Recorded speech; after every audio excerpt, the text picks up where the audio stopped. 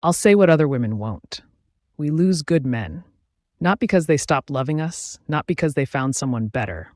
We lose them because we slowly, quietly made staying with us feel like punishment. I'm Miss Alice, and I'm not here to protect anyone's ego.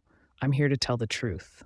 If you're a man over 40 watching this, a man who has been patient, who has shown up, who has tried to understand, who has swallowed frustration more times than you can count, this is for you. Patient men don't leave loudly. They don't flip tables. They don't make dramatic speeches. They go quiet. They withdraw. And one day, they simply stop coming back. The woman is left wondering what happened. But it didn't happen overnight. It happened slowly, behavior by behavior, day by day, until the man who once would have moved mountains decided the mountain wasn't worth moving anymore.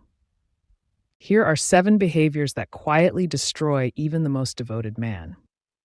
Behavior number 1, correcting him constantly, especially in public. There's a particular exhaustion that comes from being treated like a constant mistake. He says something casually. Maybe he gets a small detail wrong. Maybe he mispronounces a word. Maybe he handles something differently than she would.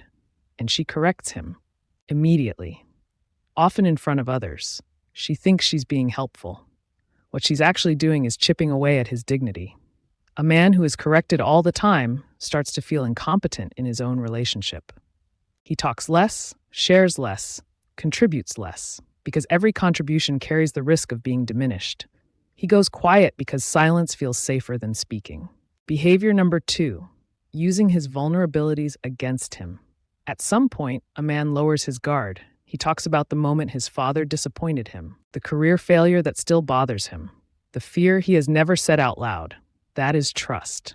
And in the heat of an argument, some women reach for those exact vulnerabilities as weapons. No wonder your father never respected you. That's probably why your last relationship failed. She may apologize later. She may forget she said it. He won't. Because she just proved that nothing he shares is safe. Once a man learns that lesson, he stops sharing anything that matters. He may still be physically present, but emotionally, he's gone. Behavior number 3, withholding appreciation. Men need to feel that what they do matters. When a man feels seen and appreciated, he gives more, shows up more. But some women believe that if they praise him, he'll get comfortable. So they stay slightly dissatisfied. They withhold acknowledgement to keep him striving. It feels like leverage. It's actually poison. A man who works hard, provides, shows up consistently, and receives no genuine appreciation will eventually redirect his energy somewhere it's valued. His career, his friends, his own world. Appreciation is not a bonus, it's oxygen. Remove it and devotion fades. Behavior number 4, keeping score while ignoring what he brings. She remembers every mistake, every forgotten date, every thoughtless comment. She keeps a mental ledger. What that ledger rarely includes are the times he stayed up to fix her problems, the events he attended for her, the stress he absorbed quietly. When one person tracks every withdrawal but ignores every deposit, the other person eventually does the math, and the math never feels fair. A man who feels like he's always losing in a relationship he's invested in will eventually stop investing. Behavior number 5, dismissing his need for peace as rejection. Many men need decompression. After stress, after responsibility, after long days, they need quiet.